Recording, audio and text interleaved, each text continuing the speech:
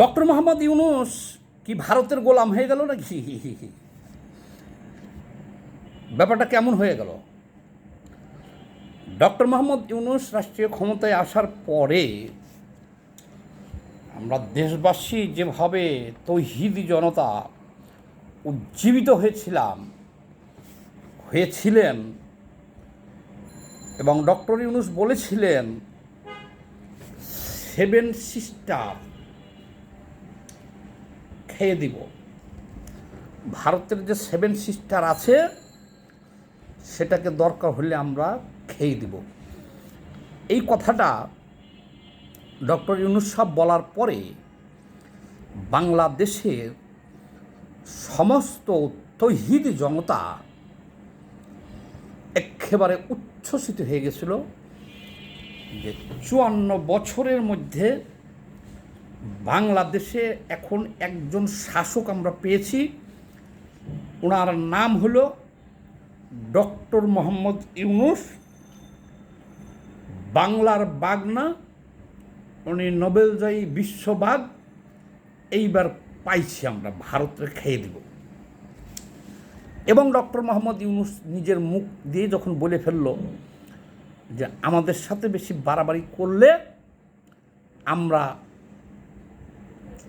7 sister খেয়ে দিব। আচ্ছা, এখন আসছেন বর্তমানে, তাহলে আজ 11 মাস হলো এই সরকার ক্ষমতায় আছে। এই 11 মাসের রেজাল্ট কি? এখন ভারতের সাথে বাংলাদেশের সম্পর্ক কি? ডক্টর মোহাম্মদ ইউনূস কি 7 সিস্টার খেতে পেরেছেন কি পারেন নাই? বা এখন ভারতের সাথে আমাদের সম্পর্ক কি? ডক্টর ইউনূসের সাথে সম্পর্ক কি? ডক্টর ইউনূস কি করতেছেন? আচ্ছা শুনেন।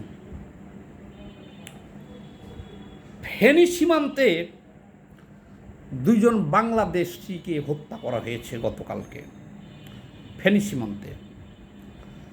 কিন্তু বাংলাদেশ সরকার কোনো প্রতিবাদ জানায় নাই। 54 বছরের ইতিহাসে বাংলাদেশে যে সরকারি রাষ্ট্রীয় ক্ষমতায় থাকুক না কেন, সীমান্তে হত্যা হলে অন্তত এটা একটা রেওয়াজ হয়ে গেছিল, একটা প্রতিবাদ জানানো অন্তত। তো ডক্টর মোহাম্মদ ইউনূসের আমলে এই 11 মাসে 32 জন বাংলাদেশি বাংলাদেশের বিভিন্ন সীমান্তে, ভারতের সীমান্তে হত্যাকাণ্ডের শিকার হয়েছে বিএসএফ কর্তৃক, অর্থাৎ ভারতীয় সীমান্তরক্ষী বাহিনী কর্তৃক। তাহলে কি হলো? সংখ্যাটা হলো 11 মাসে 32 জন। শেখ হাসিনার আমলে লাস্ট 3 মাসে নিহত হয়েছিলেন 29 জন। লাস্ট 3 বছরে, শেখ হাসিনার আমলে লাস্ট 3 বছরে সীমান্তে হত্যাকাণ্ডের শিকার হয়েছিল 29 জন 3 বছরে, আর 11 মাসেই হলো 32 জন এই ইউনূস সরকারের আমলে। তো ঠিক আছে, এই যে সীমান্তে হত্যাকাণ্ডগুলো, এগুলো নিয়ে আর একটা ভিডিওতে বিস্তারিত বলবো, কেন মারা যায়, কে মারা যায়। এটা বেশিরভাগই যারা চোরাচালানে যুক্ত রাতের বেলা। তো এই চোরাচালানে শুধু যে বাংলাদেশের মানুষের, সীমান্ত এলাকার মানুষ যুক্ত তা না, এখানে ভারতীয় সীমান্ত এলাকার মানুষজনও এই চোরাচালানে যুক্ত থাকে। শুধু বাংলাদেশের মানুষ চোরাচালান করলে তাইলে ভারত থেকে চুরি করে আনবো কীভাবে, বা চোরাচালান করবো কীভাবে? এটা একটা নেটওয়ার্ক কাজ করে, যেখানে ভারতের সীমান্তের লোকজনও জড়িত থাকে, বাংলাদেশেরও সীমান্তের লোকজন জড়িত থাকে। তো এ কারণে এটা নিয়ে আর একটা ভিডিও করব, দোষ কার গুণ কার এটা আজকে বলতেছি না। কিন্তু আজকে যেটা বলতেছি যে ডক্টর মোহাম্মদ ইউনূস তো এখন কি ভারতের গোলাম হয়ে গেল, মোদির গোলাম হয়ে গেল? আপনারা কোনো পত্রিকায় দেখাইতে পারবেন, কোনো পত্রিকায় বা কোনোখানে, যে গতকালকে যে দুইজন এই ফেনী সীমান্তে বাংলাদেশি হত্যাকাণ্ডের শিকার হয়েছে, হত্যা করা হয়েছে, বিএসএফ কর্তৃক হত্যাকাণ্ডের শিকার হয়েছে, বাংলাদেশের সরকার কোনো প্রতিবাদ জানাইছে? আচ্ছা, এই দুইজনের আগে একজন যে হত্যাকাণ্ডের শিকার হইল, ডক্টর ইউনূস বা এই সরকার কোনো প্রতিবাদ জানাইছে? বলতে পারবেন না, প্রতিবাদ জানাই নাই। এখন পরিস্থিতিটা এমনই হয়েছে যে সিংহের গর্জন দিয়া এখন তো ডক্টর ইউনূস হয়ে গেছে যা বিড়াল। কারণ আইসেই তো কইল 7 সিস্টার খামো, ভারত খামো, মোদি খামো, এরপরে দিল্লি পর্যন্ত যামো, অনেক কিছু করেঙ্গা। তৌহিদি জনতা মহা খুশি। কিন্তু শেষ পর্যন্ত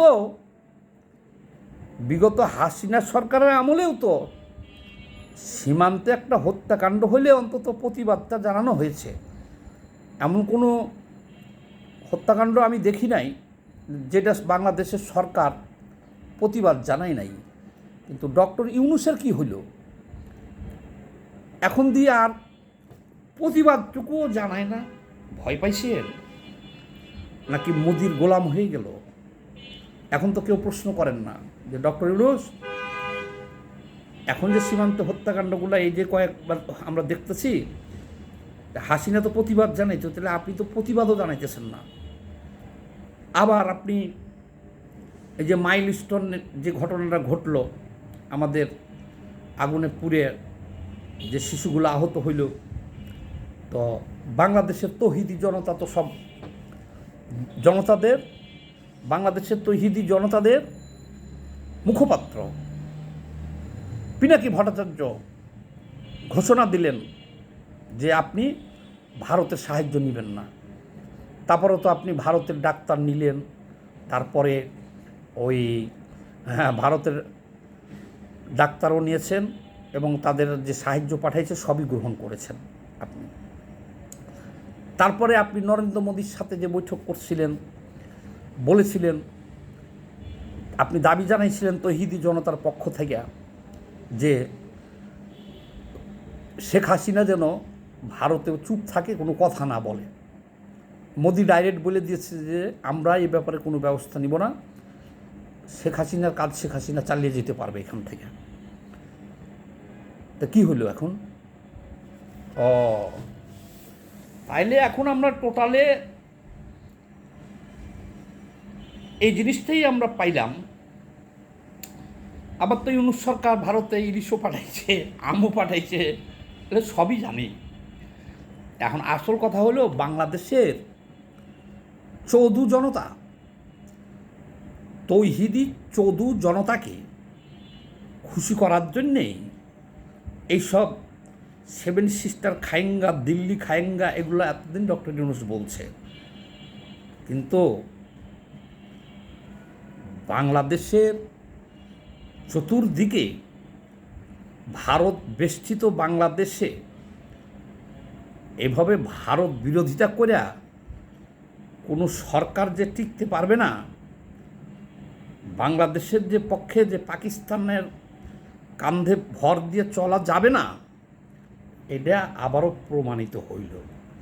মাঝখান থেকে তৌহিদি জনতার ভাব ফরে পড়ে ডক্টর ইউনূস আমাদের কিছু বাংলাদেশের মানুষকে কষ্ট দিয়েছে। বাংলাদেশের মানুষ এখন ভারতে যে চিকিৎসা নিতে পারতেছে না এবং ব্যবসা বাণিজ্য অনেক ক্ষতিগ্রস্ত হয়েছে বাংলাদেশের।